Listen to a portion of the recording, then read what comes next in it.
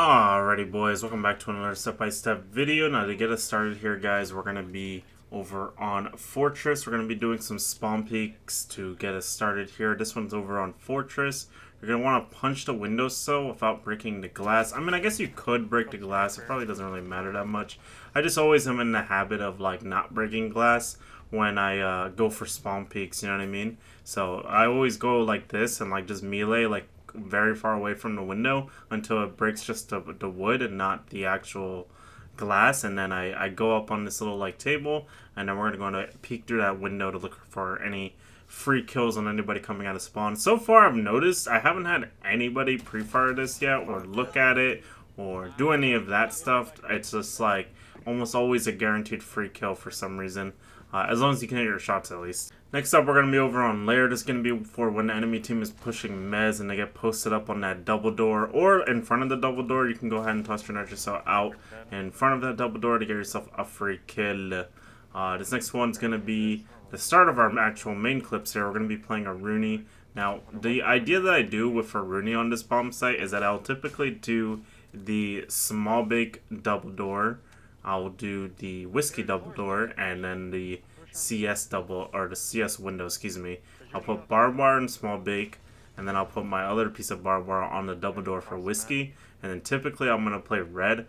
Now the idea of why I play red is because I want to basically make full use of the DMR, and I also want to stop the Aurora play where you do like a Blitz, Blackbeard, Monty, whatever. Any shield operator can jump into small bake if you roar off the double door. And basically, someone told me that the Aurora gate stops the Rooney gate, or excuse me, the Rooney gate stops the Aurora gate from popping on the double door, so you can like basically burn it once. But I found out that that's actually like not true at all. But the other thing you can do though is that you can just punch the Aurora gates out. And that's another way of basically like making sure the Aurora gate doesn't go up. Now, if they don't do the Aurora play, a lot of the times what you'll end up seeing is that people will try to dump util towards the small bake double door, and then they'll try to like just jump in and try to make some kind of hero play. So a lot of times expect flashbangs, expect grims, that type of thing. Now, it's really important to not like sell your body on this double door, because basically it's really easy in this position, I think, to just like say you're playing close to like punch the Aurora gates. It's really easy to like punch Aurora gate or like be close on this double door and then just like basically just ego challenge for the window.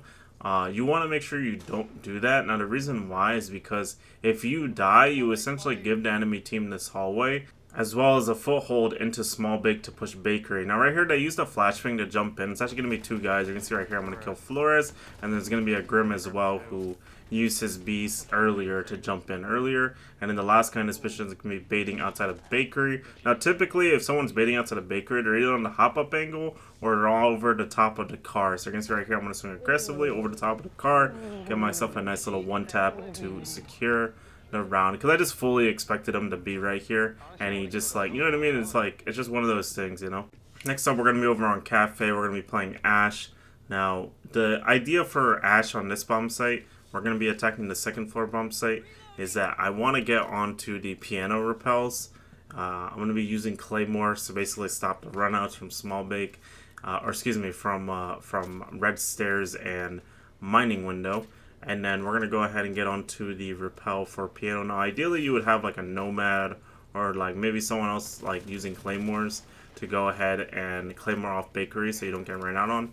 Now, in this specific round, zombie tries to ego challenge me, but I don't give her a kill. I don't ego challenge into her. I'm going to go ahead and just make her go back behind her Kibas here. And then we're going to go ahead and use one of our Ash charges here to basically try to flush her out of her position. And we're going to go ahead and get ourselves an easy kill. We're basically expecting her to wide swing once we Ash charge her a zombie barrier, because that's all she can really do in that position. If she goes prone, we can wall bang her. If she tries to run away, we shoot her in the back. So logically, the only play for her right there is to try to run away over towards Ticket, which is the only, like, I guess, safety point, but not really. Now right here, one of my teammates gives me a call out that one guy's on Shaiko. We're going to go ahead and lit him up to 1 HP here, and then we're just going to hold aggressively here. Now, technically, he could just sit here forever, but if I'm calling out to my teammates that he's there, it's going to essentially enable them to flush him out. So either way, this guy's going to die. We just have to get somebody like one of my teammates to basically pressure him. Now right here, I am going to reload because none of my teammates are in position, and then he's going to go ahead and just like walk out for whatever reason, so we get ourselves an easy kill right there. Now we're in a 3v3 position.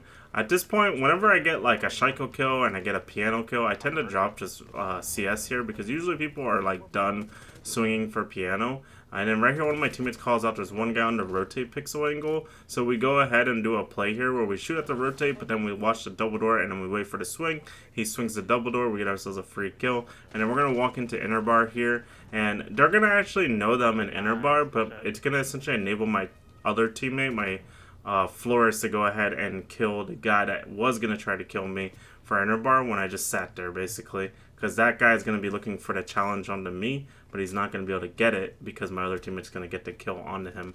This next round is going to be over on Theme Park. This is actually a game against like a bunch of champs, bunch of top 100 champs. I think they were like, well, I shouldn't say they were trio queuing, but they were probably like trio queue, and then people were on Smurfs or something. But anyway, basically, for this round, we're playing Ace. The enemy team is playing the initiation bomb site.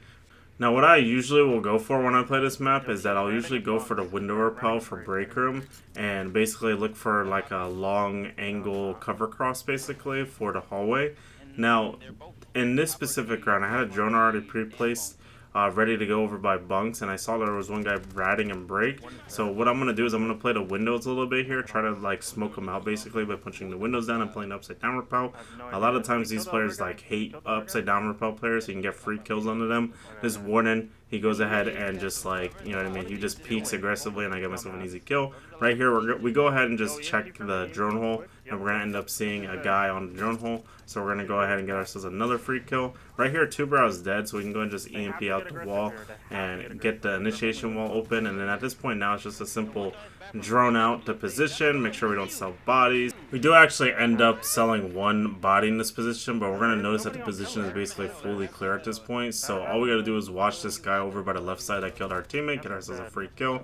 And then the last guy in this position actually got called out to me by my teammate, but I tunnel visioned it and ended up dying to him. But luckily my other teammate was ready for it. He actually was listening to the call out and gets the refrag for me once the Cade's ego challenge is out, and he gets himself a free kill to secure the round.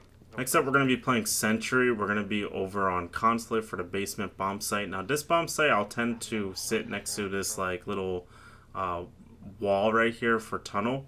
We sit next to this soft wall and tunnel here, and then the idea is that we sit on the default cameras right next to the soft wall, and so we'll see if anybody decides to try to rush either Visa or rush the tunnel, and if they don't shoot out the cameras, then that gives me a good idea of what their push is. So for this round, the enemy team is very likely to do a main wall push with a vertical basically, or I guess it could just be yellow as well is the other thing they could do.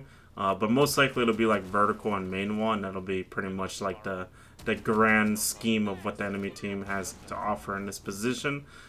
Typically, if I don't see anyone on backside, then I will just go ahead and just rotate back to site.